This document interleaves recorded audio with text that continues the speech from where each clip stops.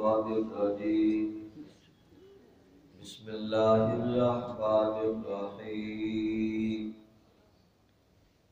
آمن الرسول بما أنزل إليه من ربه والمؤمنون كل آمن بالله وملائكته وكتبه ورسله لا نفرق بين أحد من رسله وقالوا سمعنا وأطعنا غفرانك ربنا وإليك المصير لا يكلف الله نفسا إلا وسعها لها ما كسبت وعليها ما اكتسبت ربنا لا تؤاخذنا إن نسينا أو أخطأنا ربنا ولا تحمل علينا إصرا كما حملته على الذين من قبلنا ربنا ولا تحملنا ما لا طاقة لنا به واعف عنا واغفر لنا وارحمنا أنت مولانا فانصرنا على القوم الكافرين سبحان ربك رب العزة عما يصفون وسلام على المرسلين والحمد لله رب العالمين اللهم صل على محمد وعلى آل محمد كما صليت على إبراهيم وعلى آل إبراهيم إنك حميد مجيد اللهم بارك على محمد وعلى آل محمد كما باركت على إبراهيم وعلى آل إبراهيم إنك حميد مجيد اللہ تعالیٰ نے فرمایا کہ رسول صلی اللہ علیہ وسلم اس چیز پر ایمان لائے جو کچھ ان کے رب نے نازل فرمایا والمؤمنون اور ایمان والے حضرات وہ بھی سب کچھ مانتے ہیں کل آمن باللہ وملائکتہ وکتبہ ورسلہ سارے حضرات وہ اللہ پر اور فرشتوں پر اور آسمانی کتابوں پر اور سارے رسولوں پر ایمان رکھتے ہیں لا نفرق بین احد من رسلی پھر کسی کے اندر بھی ہم ایسی تفریق نہیں کرتے فلاں رسول کو مانتے فلاں کو نہیں ایسی بات نہیں سارے رسولوں پر ایمان وقالوا سمعنا واطعنا اور اللہ رب العزت کا ہر فرمان ہم جو بھی سنتے ہیں ہم اس کو مانتے بھی ہیں غفرانک ربنا پھر اللہ تعالیٰ سے معافی مانگی جا رہی ہے اے ہمارے رب ہمیں معاف فرما دیجئے وإلیک المصیر اور آپ کی طرف ہی سب نے لوٹ کر جانا ہے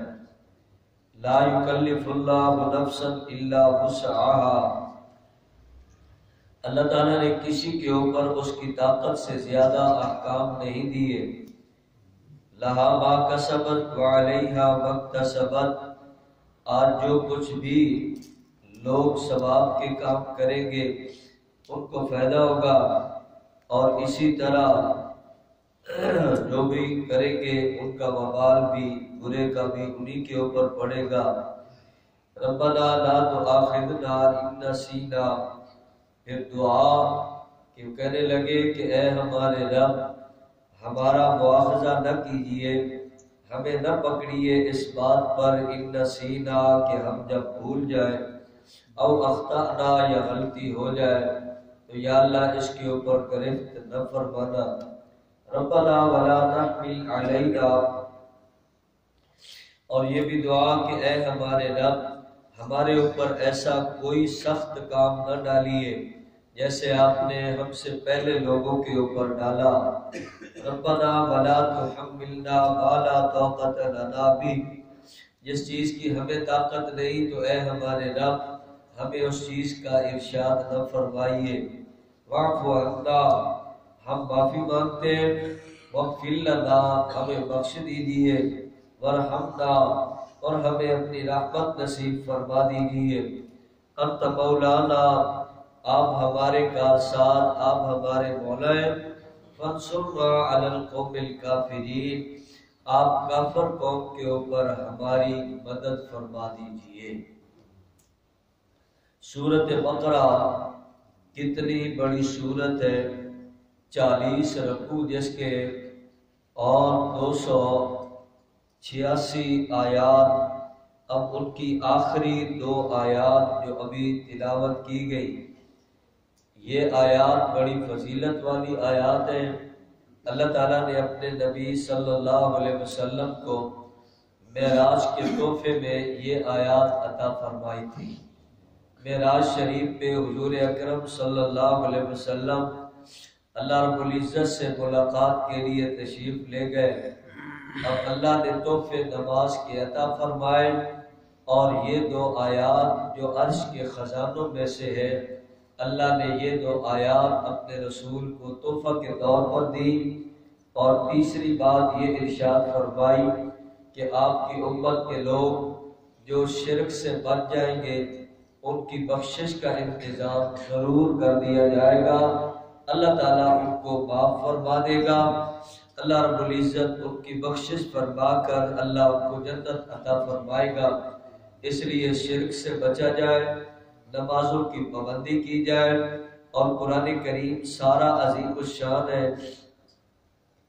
یہ 2 آیات ہیں آمن الرسول سے،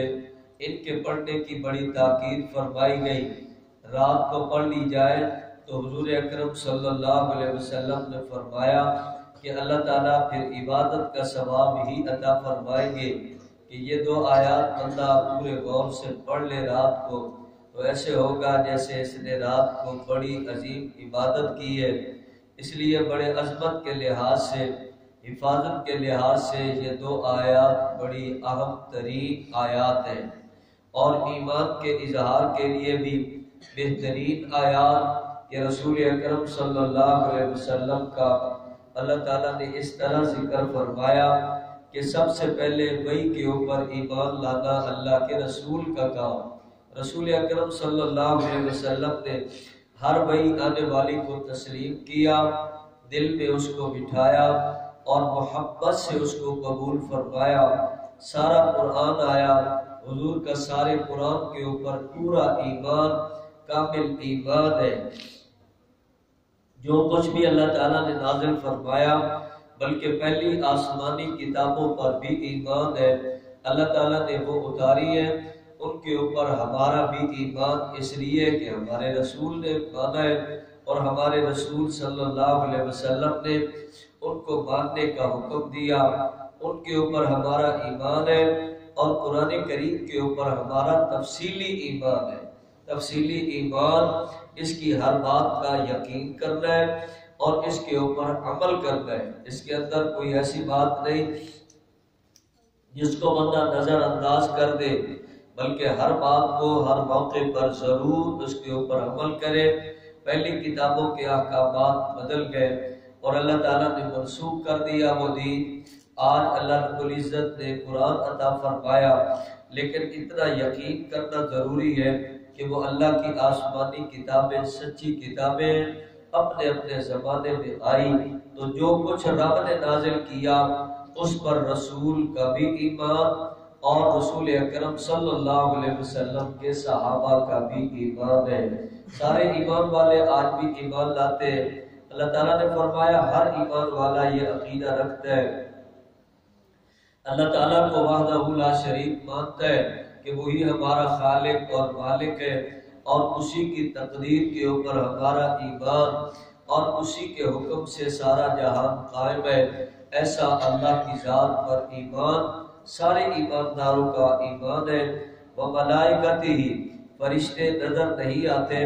لیکن بتایا گیا قرآن کریم میں بھی، اور حضور اکرم صلی اللہ علیہ وسلم نے بھی ارشاد فرمایا فرشتوں کو ہم مانتے ہیں کہ اللہ کی ایک مخلوق ہے۔ اللہ نے اس کی مختلف ڈیوٹیاں لگائی ہیں اور وہ اپنے اپنے کام میں لگے ہوئے ہیں۔ اللہ رب العزت کی اس مخلوق پر بھی ہمارا ایمان، وکتبہ ساری کتابوں پر ایمان، جتنی آسمان سے کتابیں آئیں وہ سچی کتابیں، صحیفے آئے وہ سچے صحیفے، ورسلہ اور سارے رسولوں پر ایمان، 1,24,000 انبیاء علیہ السلام آئے۔ اللہ رب العزت فرماتے ہیں ایمان والے ایسے ایمان لاتے ہیں کہ وہ یہ کہتے ہیں کہ ہم کسی کے اندر بھی تفریق نہیں کرتے، ہم سب کو مانتے ہیں، حضرت آدم علیہ السلام سے لے کر حضرت عیسیٰ علیہ السلام تک وہ اور رسول، آخری رسول ہمارے رسول جو سب کے سردار رسول ہیں، تو ہم اسی تفصیل سے مانتے ہیں جیسے حضور صلی اللہ علیہ وسلم نے ان نبیوں کے بارے میں آگاہ فرمایا کہ آدم علیہ السلام اللہ کے رسول، اللہ کے نبی ہیں، انہوں نے اللہ تعالیٰ سے کلام بھی کیا اور اللہ نے ان کو نبی بھی بنایا، اس لیے ہمارا ان سے ایمان شروع ہوتا ہے اور سارے نبیوں کے اوپر ایمان ہے۔ اللہ تعالیٰ فرماتے ہیں پھر اللہ کا حکم سارا تسلیم کرنا ہے۔ صحابہ کرام کو فکر تھی کہ دل کے اندر کوئی ایسی بات آئے، اب اس دل کی بات کو ہمارے اوپر ایسا کوئی بوجھ نہ بنا دیا جائے، دل کی بات ہے، اب اس کے بارے میں یہ صحابہ کرام آج اس کے اوپر پوری تسلی سے کہہ رہے تھے یا اللہ آپ کا ہر فرمان ہم مانتے ہیں، ہم تسلیم کرتے ہیں، غفرانک ربنا ہماری کوتاہیوں کو معاف فرما دیجئے، ہم آپ کی طرف آ رہے ہیں پروردگار، ساری کائنات نے لوٹ کر اللہ کے پاس ہی جانا ہے، یہ بھی ایمان میں شامل ہے۔ آخرت کے دن پر ایمان رکھنا یہ بھی ایمان میں شامل ہے۔ ایمان مکمل نہیں ہوتا کہ بندہ اللہ کی ذات پر ایمان رکھتا ہے اور کتابوں کو بھی مان لیا لیکن آخرت کا انکار کرے تو یہ نامکمل ہے۔ ایمان تو اس وقت ہوگا جب ساری چیزوں کے اوپر ایمان جس کا حکم دیا گیا بندہ ایمان لائے، اللہ تعالیٰ سے معافی کا سوال کرے، تو اللہ رب العزت نے طاقت سے زیادہ حکم نہیں دیا کہ بندے کے دل کے اعمال کے اوپر ایسی پکڑ آئے کہ جو آئے تھے خیالات اب بندہ اس کے اوپر پکڑا جائے، نہیں، دل کے اندر جو برائیاں جم جاتی ہیں اب اس کے اوپر گرفت آئے گی، پکڑ آئے گی، اس سے بندہ اپنے آپ کو بچائے، دل میں تکبر، غرور، منافقت، حسد، بغض، کینہ یہ بیماریاں نہ آئے، دل میں ریاکاری نہ آئے اور دل میں کسی اور قسم کا غیظ و غضب نہ ہو۔ باقی خیالات آتے ہیں، خیالات آئے اور چلے گئے، اس کے اوپر اللہ تعالیٰ گرفت نہیں فرمائیں گے۔ یہ طاقت سے زیادہ اللہ نے کوئی کام اپنے بندوں کے ذمہ نہیں لگایا، اچھے کام کرتے رہو، اچھائی کا اللہ تعالیٰ بدلہ عطا فرمائیں گے۔ آج بندہ یقین کے ساتھ کرتا چلا جائے بدلہ اللہ تعالیٰ دے گے۔ پھر دعا کا ذکر بھی کیا گیا، اے ہمارے رب ہماری پکڑ نہ کیجیے، ہم سے غلطیاں ہو جائے، کوتاہی ہو جائے تو اللہ ہمیں معاف کر دیجیے۔ صحابہ کرام پوری احتیاط کرتے تھے، دل میں ایسی کوئی برائی نہ گھر کرے، کوئی ایسا ویسے خیال آیا بھی اب اس کے لیے معافی مانگ لی جائے۔ یا اللہ پہلے لوگوں کے اوپر کیسے سخت ترین احکام بھی آئے، ہمیں اللہ مہربانی سے ذرا مشکل سے بچائیے۔ اللہ تعالیٰ نے مہربانی فرمائی، طاقت سے زیادہ کوئی کام نہیں دیا۔ اگر بندہ طاقتور ہے تو کھڑے ہو کر نماز پڑھے، نہیں تو بیٹھ کر پڑھ سکتا ہے، اور مریض ہے تو لیٹ کر پڑھ سکتا ہے۔ اللہ رب العزت نے بڑی سہولت دی ہے۔ اعمال کے لحاظ سے فرض ہے حج لیکن مال والے کے اوپر ہے، زکوٰۃ فرض ہے تو مال والے کے اوپر ہے، ہر ایک کے اوپر تو نہیں۔ ہر ایک حکم اللہ نے بڑی آسانی والا عطا فرمایا، تو اللہ رب العزت سے بندہ دعائیں بھی اسی طرح مانگ رہا ہے۔ یہ اللہ تعالیٰ کی طرف سے دعائیں تعلیم و تلقین کی گئی۔ بندہ کہتا ہے اے ہمارے رب ہماری طاقت سے زیادہ ہمارے اوپر نہ ڈالیے، واعف عنا، پھر معافی مانگنے کا طریقہ بھی بتایا گیا۔ بندہ معافی مانگے اور اس کے بارے میں حدیث پاک کے اندر بتایا گیا، یہ ایسی مقبول دعائیں ہیں جو اللہ تعالیٰ اپنے بندوں کی دعاؤں کو قبول فرماتے ہیں۔ اس لیے بندہ یقین سے دعائیں مانگے، واعف عنا، اے اللہ ہمیں معاف کر دیجئے، وغفر لنا ہمارے گناہ بخش دیجئے، ورحمنا اور ہمارے اوپر رحمت فرمائیے۔ اللہ کی رحمت سے بیڑا بندے کا پار ہو جائے گا۔ پھر آخری الفاظ اس سورت کے وہ ہے بندہ اللہ تعالیٰ سے ایسی گفتگو کرتا ہے، انت مولانا، اے اللہ آپ ہمارے کارساز، آپ ہمارے مشکل کشا، حاجت روا، فانصرنا علی القوم الکافرین، کافر قوم کے اوپر ہماری خاص مدد فرمائیے۔ کافر مسلمانوں کو تنگ کرتے ہیں، اب ایسے حالات میں اللہ کی مدد آئے گی تو اللہ تعالیٰ ایمان والوں کی حفاظت فرمائیں گے اور غلبہ عطا فرمائیں گے، کافروں کے مکر و فریب اللہ تعالیٰ ختم فرما دیں گے۔ تو یہ ایمان کا اور دعاؤں کا اظہار خاص آیات ہے، عظمت والی ہے،